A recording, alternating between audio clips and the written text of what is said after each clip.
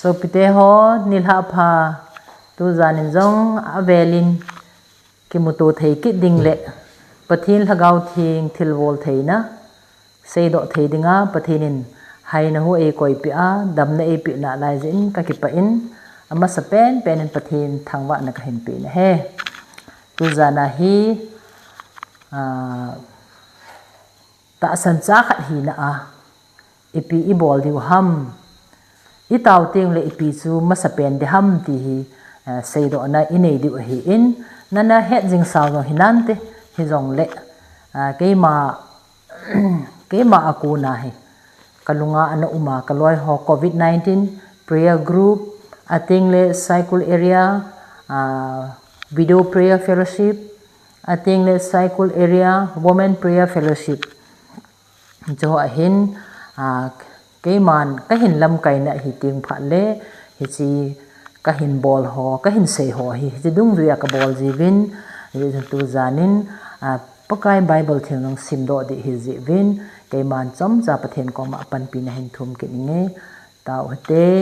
apa cha chule Lhagao thing minin amen olo pi pen hingjing wan chung thing pe na pakai nei lung se ne ngai lu in pakai pathin na anga ka tau te ngole ama sapot phot na Lhagao thing coding Lhagao thing anei lhon pi diu ka ngai cha na ho hi ta san cha te ngai ding le pakai anazui saw hi jong le he pa ke ma thasam nu in nom ka sa na ho hi hin sei phung di ka hi je chun phat le phat hoi la dam na e pe a hai na hu man tam e pe pakai nang ma ne hi je in o hallelujah hallelujah hallelujah nang ma ka thang wen he ol Lhagao thing pen pakai na Lhagao thing hin sol han oi ching phau wan til thing ke hoi nga jing dinga pathel than do sa nei sal lang nei nga jingin chule nei lam kai pi na amen apa cha chule Lhagao thing minin amen tu zana hi an ngol taw ne emandiu ta le iti emandiu ham ke ma gel dol ta he Lhagao thing ko phat kamang ji win aban ting pathin thangwa na phat aban thing le chon sit kil han na chon sit ngai dam thum na phat ating le taw na man ding dan taw na phat chum dan cho hi kana bol ji win tu zana hi zapi te ta san cha te la hi chi hi ne au khat ka sei no min je chun Bible changa x bung khat chang ge da chun amma bang Lhagao thing na chungwa ahong chu ting le thahat namu dingu a hi chule na ho Jerusalem ma jong Judea gam sungsia le Samaria chule leisit chungam jo sia kolmang ge ya ka thu het tu sa na pandingu a hi ati Psalm number somli le thum changa chun wo ka Lhagao idinga lung thoira idinga ka sunga lungmo nga ki choldo theilo na him pathin ta san po po win izinem iti le keman e pan pi a pathin chu ka wa choi ki te ding a he te ni akona hi I hung ki hildiu ating phat le saw ta jong he di pon tin jela Lhagao thing ho na to dan Lhagao thing na to dan pa hi I sei do anom win taw na iman ding ting le athing chung nung pakai na Lhagao thing hin sol han Lhagao thing a ko na taw thei na Lhagao thi so thei na Lhagao nam sunga taw ding hi ji wa hi pathin ko ma nasata Lhagao thing I ko diu pa hi ka dei ji ja chu to hi Lhagao thing na to na ho neu khan hin se nge sol cha te na to lam ivet le pathinin ta san cha te ho zo se Lhagao thinga baptize achan ding dan asejen a hi x bung khat chang nga na akimun he Lhagao thing I chung wa hong lun ting le e hon tha ha I nei dingu a hi x chapter 1 x bung khat chang gi na he athum na chun Lhagao thing tha ha na zalin Pentecost ni khon sol cha polin hoin kel kot phonga elbai khat Nazareth Jesu Christa minin anabol damin a hi x bung thum chang guba ating la Lhagao thinga baptize sang I hi ta ji wa Lhagao thing tha ha na chu I nei dingu a hi tunin Lhagao thing ki phon na Lhagao thing thilbol theina pa hi e hola pam khat na gel tinga pakai ko ma na thum ting le hi chi Lhagao thing pa chun nang ma lungai cha na lampi a Lhagao bo in na pui do in tin nang man pathin ko man na kil han na pa le pathin in na mapui na lung jang ke na to pa chun hi che Lhagao ta pa chu na hin to ting le hi che akuna chu adi lo pa a thing lo pa he do naw chu hin number nga na chun Lhagao thing tai tom chu ki ngai dam chang lo hil ding a hi Lhagao thing lim na wa choi la khat chun ipi ham hong kum lan la thing van va khu bo hong san ka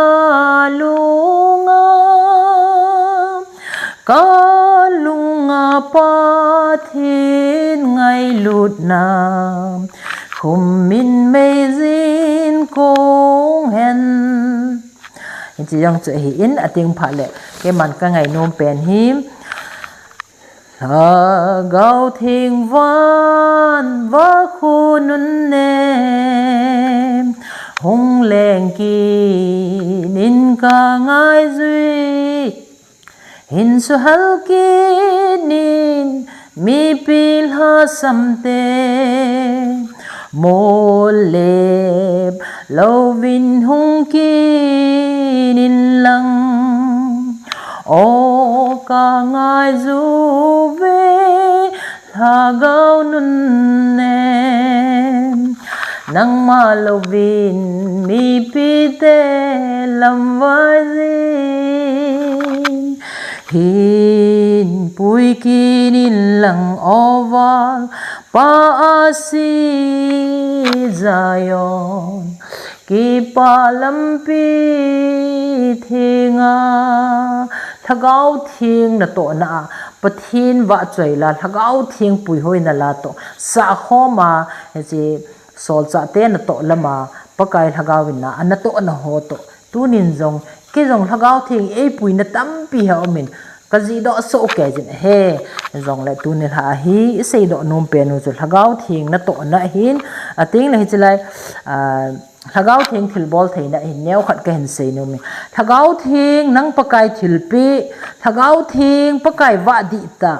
Lhagao thing nang ngai lut mei kong Lhagao thing hung kum hlan Lhagao thing pakai pathin hu Lhagao thing pakai hin na hu Lhagao thing pakai hu alang Lhagao thing hung kum hlan hi che hen at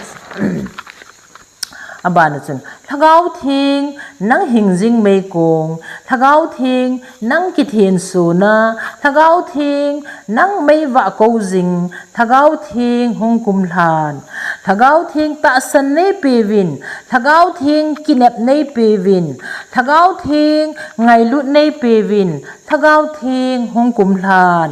abana chun Lhagao thing ngai lut in hongin Lhagao thing ki pa in hongin Lhagao thing cham na in hongin Lhagao thing hong kum hlan Lhagao thing cham hlat nei pe win Lhagao thing thudi nei pe win Lhagao thing nang ki pum khat na Lhagao thing hong kum hlan hi chi Lhagao thing ko na ho a hin ingai to a hele tunin e hon pakai Lhagao thing hi ichungwa thei chu e ho zo hi wa mangji hi jin pakai Lhagao win e op khum jing ke win e ho zo hi e ho lungai cha na lampia wa mangji hi ji win tu ne hin mitam ten pathinin ei dal ha hi ho ke wang pathinin e pi poi aman ei dal ha eti pa hoi e ho zo hi wa mangji hi win tu ne Lhagao thing thil bol theina pa le ta san mas ho sol cha te khanga thil ki dang abol na ho hi cho zo siang chu he win ken ka het ja ka hin se pun ka het khama ka ta san na zala ka hin se hin hi chikal wala tam pi de hin tunin na hin khusunga iti chu pathin ko man ki thana iti lam dola chu Lhagao thing na pui hoi ham ke ma jong hi Lhagao thing e pui na ho hi ka gel ji teng le ke hi mom thei ka hi poi pakai tha samnu ka hin he jong le Lhagao thing a thing chung nong ka tin pakai hi ka ko zin nei dal ha lo chu ka he pakai nang nei pi ke zo hi ka kal son na nang ma sumila hin ho ka hin man kha a nanga ku na ka wa mang na de jong le ka kitaw mas ne pakai nei dal hi be in ka wa mang lo na ding nei ho lim pi zo in ti in pathen ko ma ka kitaw zin ipi ka bol na di han lang inspection ka chi na di hi han lang hobung khatowin pakaya da ki mancha na e sepi na di hi ne hongo ki mangcha kho mu te ti teng zong le I pi hoi lai hi zong le ka office lama hi han lang organization lama KW te ho to ka ki mancha na diu mi pi zo se lam kai zo se hung ta hi zong la ka changa khalani ka puya ka chi na di hi zong la bon cha he ka step zo se he pathin kom bela pakai na Lhagao thing in nei puijingin ol Lhagao thing nang man nei lhon pin gel do them theina sei theina ka kam ka le ka o hin mangchan ol Lhagao thing a thing chung nung Lhagao thing nei da la hi in ka ti zin pathin ko ma ka tau zin tunin heng la kom ho phona ko na e ki ho pi hon ne hin tau pi o na on phal ti teng le heng e ka ti wangin ka hai ding he jin a pe nin ka tu dan sa ji in phona ko nin ka tau pi zin he je chun tunin kho a hi na hon jong pakai Lhagao thing in na da la po ve ke ma jong e da la po I pi le abul pen na chu pakai Lhagao thing ko teng le helai pakai Lhagao thing chun ilung thima ingai cha na dang cha ta pakai Lhagao thing I ko na hole ingai cha na ho chu pakai e lol hit pi zin e thon pi zin tu ni chan ge lol hin na ka nei ho lo sap na ka nei ho zo se jong he cha ho zal chun pathen ko ma thilong pumin ka kap zin pakai na Lhagao thing thil bol theina o thasam nu thinglal nu kamai su ka oso kamel su hin pakai na mai ba in nei salwa jing lang o thing chung nung nei lhon pi o ka ti lai tu ni san ge ya ka kalson na tin changa pakai Lhagao bin ei lhon pi na ho hi nom ka sa ji a mi pi ho kaloi ka gol ka taw pi ho to ka taw teng jong le he chi bible chang ho ka sim ji win wa choila ka sa ji win ating le chun Lhagao thing kan na ko ji win tu ni san ge ka lol hin ho pakai Lhagao thing thil bol theina hi ti hi tu zan phana achom lam ta Lhagao thing thil bol theina se hi so pite ho ka ngai lut in sung mi te ho ta san cha te ho na hon jong na bol thei chan na bol wa pakain o hitabanga naman sa na ho am kha jong le pathen ko ma thangwa na nei jun ke jong tu ni in ke hello pen amol pen tunin pakai Lhagao thing to na o pakai wana hinale khabua chu kamin ki sun hinam pakai katizin ke la ki dong ka ki dong jin pakai ka dong ji in o tuni a hi pakai lo pi phone theina diwa pakai Lhagao thing thil bol theina ke jong ka china ka wan hoila hi jong le mi te hon eilim na ho ke ya hi poi pakai Lhagao thing nei hon pi za la jin tunin lol hin na ka nei ho zo se hi pakaya ko na e bon lo sap na le mai mo na le zum na ho hi me hem ke ma ko na in sunga le sit lungai cha na ho zala tha sam na ka nei je a in sunga hong thung ho ka ve ji ting le lo sam nu ka he wang en pakai tunin kom tong sungom jong lang ol Lhagao thing na thil bol the na nei ma pui la ke mal hasam nu a ko nei ma cha ka bol the de om pu Lhagao thing nei pui lo wale na Lhagao thing na hin sol lo wale ke ma ni ma ka zo lo de ka tin hoi lai muna ka chi jong le pathin ko ma ka taw din ating ta le Lhagao thing ko ma jong ol Lhagao thing helai muna chi de hitan ipathin izum solo de he ipathin lo pi phone theina dingin ke mal hasam nu hi ol Lhagao thing nei thon pi ding hi ta Lhagao thing ka ki pui hoi sa ka lol hin ho zalin o hallelujah hallelujah hallelujah pakai nang ma ka thang ve ka ti jin ating le ka hung lun ting le o lol hin ho zal chun pathin ko ma thangwa na an ngol la ka mangjin abang ting le he che ka hin manjo ting la ka chim ki ji hin abang ting la chun ni thum ka hin mangjin abang te ni khat ka hin mangji in tu ni a he pakai Lhagao thing in ei pui hoi no ha ka ve na hele pakai in wang ei da hapoi pakai in ei da hapoi ti hi di ta ka het pha na tu ni a hi na ho ta san cha te ho la hi neu khat sharing ka hin le hi pathin in dam na ei pi wala jing ne ha ting le o pakai thangwa na phat he chu achom lam ta hung ki man cha ki de hi tu za na hi ka hin se do na ho a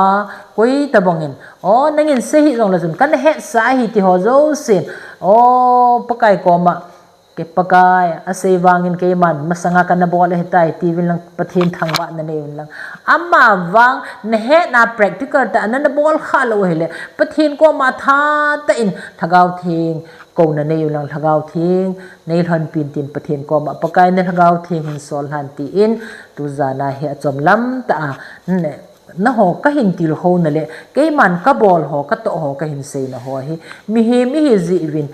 ke ma ki chi sa na le ke ma ki bol thei sa na ka sei kham le pathin in e ngai de mo han lang I sei kha ho I bon cha wa ding pathin in malam pi wa de phat thei bu ta hen ka ki pa e